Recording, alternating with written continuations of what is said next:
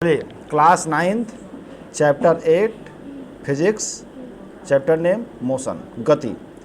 गति क्या होती है, व्हाट इज मोशन, और रेस्ट क्या होता है, पहले ये समझते हैं, उसके बाद तब चैप्टर में एंट्री करेंगे। मोशन और रेस्ट। मोशन का मतलब गति, रेस्ट का मतलब स्थिर। सर जी इस चैप्टर में रेस्ट का क्यों? चलिए, तो पहले हम रेस्ट का नाम लेते हैं, स्थिर। रेस्ट क्या होता है? अगर हम बात करें, जैसे इसी इमेज की बात करें, तो समय चल रहा है लेकिन ये इमेज जहाँ का तहाँ पड़ा हुआ है। हम इस लाइन की बात कर दें, ऐसे खींचते रहे तो ये लाइन यहीं पड़ी है। एक टेबल की बात कर दें तो मेज अगर मान लीजिए रखा हुआ है, जहाँ भी है वो वैसे ही पड़ा रहेगा। उसके ऊपर एक बुक रख दें तो वो बुक भी वैसे पड़ी हुई रहेगी।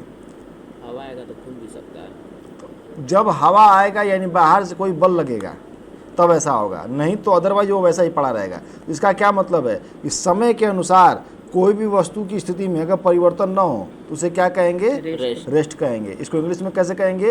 When any body is said to be in rest if they no change in position of dead body with respect to time. समय के सापेक्ष उस बॉडी की स्थिति में कोई परिवर्तन न हो तो उस बॉडी को क्या कहेंगे? स्थिर वस्तु कहेंगे, स्थिर बॉडी कहेंगे। मोशन क्या होगा? ठीक इसका उल्टा, समय के अनुसार इसकी स्थिति में परिवर्तन हो। जैसे आपने अभी हवा का नाम लिया, हवा के साथ साथ इसके पन्ने कुछ पलट रहे हैं, तो इसका मतलब क्या है? समय के अनुसार उसकी स्थिति में परिवर्तन हो रहा है, तो इसे क्या कहेंगे? मोशन कहेंगे। यानी when a body set to be in motion if they change in the position of body with respect to time is known as motion. चलिए, चैप्टर में हम आगे बढ़ते हैं, थोड़ा सा इसको पढ़ते हुए आगे बढ़ते हैं। उससे कुछ है नहीं खास, तो हम पढ़ते हुए बढ़ रहे हैं। फिर भी देखिए, तो उस हिसाब से समझाइए जो हम लोग के काम आए। ठीक है। इन एवरीडे लाइफ, हमारे दैनिक जीवन के में, we see some object at rest and other in motion. जैसे बर्ड उड़ती है, मछली तैरती है, खून हमारे शरीर के अंदर एक वेसल से दूसरे आर्टरीज में जाते हैं, कार मूव करती है, atom, molecules, plant, star, Galaxy सब मोशन में है।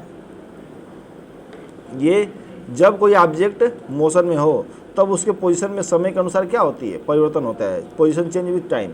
जबकि situation there motion is refer to the indirect evidence. जैसे एग्जांपल दें, motion of air, observe the movement of dust, movement of leaves, branch, tree आदि। ये कारण क्या है? दिखाता है sunrise, sunset, changing the of season, ऋतु के अनुसार वो बदलती है रहती है। It is due to motion of earth, earth के मोशन के कारण ही ऋतुओं का परिवर्तन होता है। If it is true why do not directly prescribe the motion of अर्थ, तो हम अर्थ के मोशन को क्यों डायरेक्टली क्यों नहीं कहते हैं? चलिए आगे देखते हैं। एक ऑब्जेक्ट तभी गति हुआ प्रतीत होगा यदि एक पर्सन और स्टेशनरी फार एक दूसरे को। जैसे कोई बस जा रहा है, बस के अंदर दो आदमी बैठे हैं, तो ये दोनों आदमी एक दूसरे के रेस्ट में है, लेकिन तीसरा व्यक्ति जो बाहर से है वो देखेगा तो क्या कहेगा? दोनों ही गति में है, मोशन में है। ठीक ना? चलिए आगे देखते हैं। मोस्ट मोशन आर कॉम्प्लेक्स,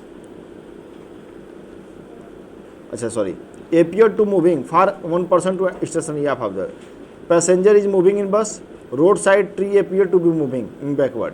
अगर कोई बस आगे जाता है तो जो पेड़ पौधे हैं वो अगल बगल क्या पता चलता है? वो पीछे जा रहे हैं, जबकि वो वहीं रहते हैं।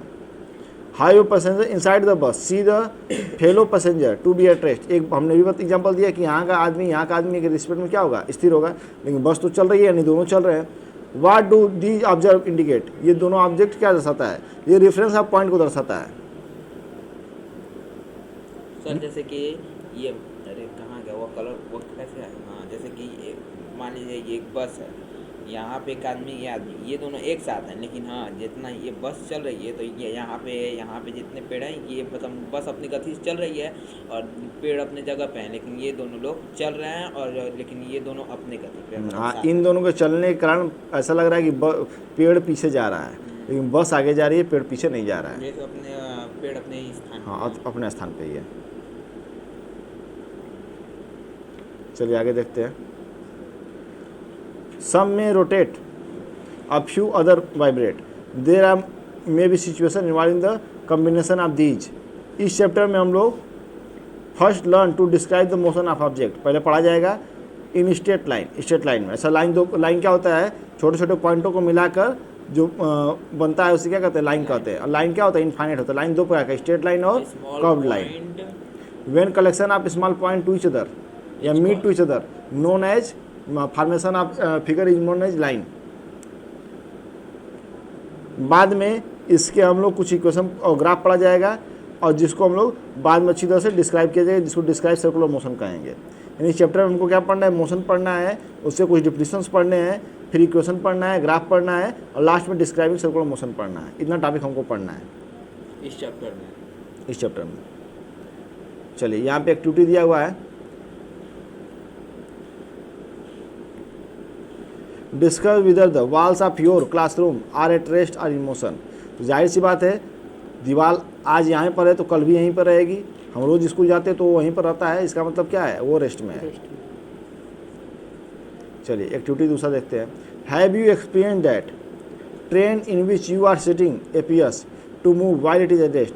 आप अगर ट्रेन में चढ़े होंगे तो ध्यान दिए होंगे कि ट्रेन इतना मतलब अच्छी तरह से स्मूथ रोड पे चलता है कि प्रतीत होता है कि उसके अंदर आप बैठे हैं, कुछ पता नहीं चलता कि वो चल भी रही है कि या नहीं। तो इसका मतलब क्या है कि हमको ऐसा महसूस होता है, लेकिन वास्तव में क्या होती है, चलती है। ऐसा क्यों? मोशन उसका बहुत स्मूथ होता है, यूनिफॉर्म मोशन होता है, एक लगातार। When sometimes are endangered by the motion of object around us, especially if the motion of erecting and the uncontrolled observed flooded river, नदी जो बाण वाली नदी है। Controlled motion can be service to human beings such as the generation of hydroelectric power। इसके motion को हम रोक कर क्या उत्पन्न करते हैं, बिजली उत्पन्न करते हैं, हाइड्रोइलेक्ट्रिक पावर यूज करते हैं। As in the do you feel, electric करते हैं बांध से जो बाण आता है, और बाढ़ का पानी कौन सा बारिश का सिर्फ रहता है, कई नदी नाले सबका होता है। You feel necessary to study the erratic motion of some object and learn to control them. उसके विषय में पढ़ेंगे और कैसे कंट्रोल करेंगे वो भी देखा जाएगा। अगला है डिस्क्राइबिंग मोशन, वर्णित गति। यानी कोई बॉडी मान लीजिए एक स्थान पे पहले यहाँ चला, ओ से ए पर आया, ओ से बी पर आया, बी से सी पर आया, तो ये क्या कुछ डिस्टेंस कवर कर रहा है। तो एक डिस्टेंस क्या होता है, actual path length of body is known as distance. Distance की यूनिट क्या होती है, मीटर होती है, इसको मीटर में नापते हैं, ठीक ना। डिस्टेंस को डी से डिनोट करते हैं, ठीक, या यस से भी करते हैं। अगर एक होता है displacement, shortest length between the initial and final point is known as displacement. जैसे मान लीजिए कोई व्यक्ति का घर यहाँ पर है, वो ऐसे चला, फिर ऐसे चला, फिर ऐसे चला। डिस्प्लेसमेंट तो वो शॉर्ट के लिए यूज किया जाता है। हाँ, shortest distance between the two initial and final point is known as displacement. Displacement का भी यूनिट मीटर होता है, इसको भी डी से डिनोट करते हैं या से, लेकिन उसके ऊपर तीर लगाते हैं। यानी ये वेक्टर क्वांटिटी है और डिस्टेंस क्या है, स्केलर क्वांटिटी है, ठीक ना। Displacement vector quantity. Vector quantity क्या होती है, ऐसी क्वांटिटी जिसमें डायरेक्शन के साथ साथ मैग्नीट्यूड भी हो, यानी वैल्यू भी हो। जैसे 11 मीटर पूरब की ओर, तो ये डिस्प्लेसमेंट हो गया, केवल 11 मीटर, तो ये क्या होगा, डिस्टेंस हो गया। स्केलर क्वांटिटी क्या होती है, ऐसी क्वांटिटी जिसके में केवल हो मैग्नीट्यूड हो। जिस पॉइंट के थ्रू ऑब्जेक्ट मूव करता है उस पॉइंट को नाम क्या देते हैं, ओरिजिन नाम देते हैं। उस पॉइंट का नाम होता है रिफरेंस पॉइंट।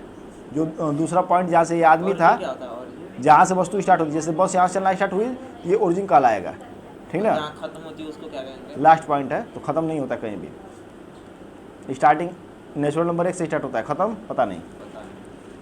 व्यक्ति जो बाहर है उसके हिसाब से देख रहे हैं, ये रेफरेंस पॉइंट है, और ये जो पॉइंट ये क्या, ओरिजिन पॉइंट है। तो डिस्क्राइबिंग मोशन में कुछ हमको यहाँ पे डेफिनेशन मिला। Motion along straight line. अब वही जो OABC की बात करें तो यहाँ पे दिया हुआ है। मान लेते हैं पहले O से C पर चला, फिर C से B पर, फिर B से A पर, ठीक ना। चाहे इतना चला, O से A पर चला, फिर वापस आया, B से A पर आया, फिर B से C पर आया, फिर यहाँ पे आ गया। तो अगर O से A का डिस्टेंस की बात करें तो कितना होगा, 60 किलोमीटर। O से B की बात करें तो 35 नहीं, O से A पर चला है, फिर B पर आया है, यानी 60 और प्लस ये 15, 30, 45, फिर 60, 60 के बाद 75, फिर 1 2 3 4 5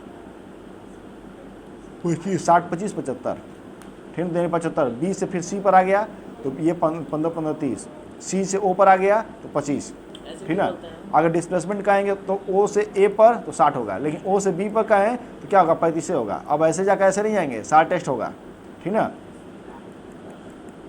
अगर ओ से सी कहे तो 25 होगा। डिस्टेंस और डिस्प्लेसमेंट अंतर है, देखिए ध्यान सुनिएगा, मैं दो अलग अलग बोल रहा हूँ। ओ से डिस्टेंस 60 है, ओ से बी डिस्टेंस 75 है, ओ से सी डिस्टेंस कितना हो जाएगा 60 में से 25 घटाकर और बाकी जो मिलेगा उसको जोड़ देंगे, यानी यहाँ तक 45। हाँ जोड़ देंगे, ठीक। और उसके बाद अगर ओ से ओ पर कहें तो डिस्प्लेसमेंट 0 हो जाएगा, डिस्टेंस 60 120 हो जाएगा, तो 45 और 35। ठीक है, जो भी होगा उसको कर लीजिएगा। क्लियर है बात यहाँ तक? वही इसको समझा रहा है ये, ठीक ना। देखिए 60 + 25 कितना हो जाएगा 85। ओ से ए पर गया, फिर बैक टू बी आया, ठीक। 75 नहीं होगा, 85 होगा। 60 में से बोला है कि 25 जाएगा तो 45 बता रहा है, जो भी है, 35 होता है। ठीक। यही एग्जाम्पल देकर समझाया है, तो इस पूरे एग्जाम्पल को मैं पढ़ नहीं रहा हूँ, आप पढ़ कर समझ लीजिएगा। डिस्टेंस और डिस्प्लेसमेंट समझ में आया। अब यही एक्टिविटी है 8.3 8.4, जिसको कल देखा जाएगा। कल स्पीड पर देखा जाएगा, वेलोसिटी देखा जाएगा और उसको फिर आगे समझा जाएगा, ठीक है। Thank you for watching the video. Please subscribe my channel and if you have any question then comment on comment section. हाँ, अपने व्यक्तित्व का ऐसा विकास करिए ताकि सभी लोग आपका सम्मान करें, और अपनी जुबान पर नियंत्रण रखिए ताकि अगले से मार खाने से बचें। धन्यवाद। जय हिंद। ऑनलाइन बना रहे कि कहाँ बना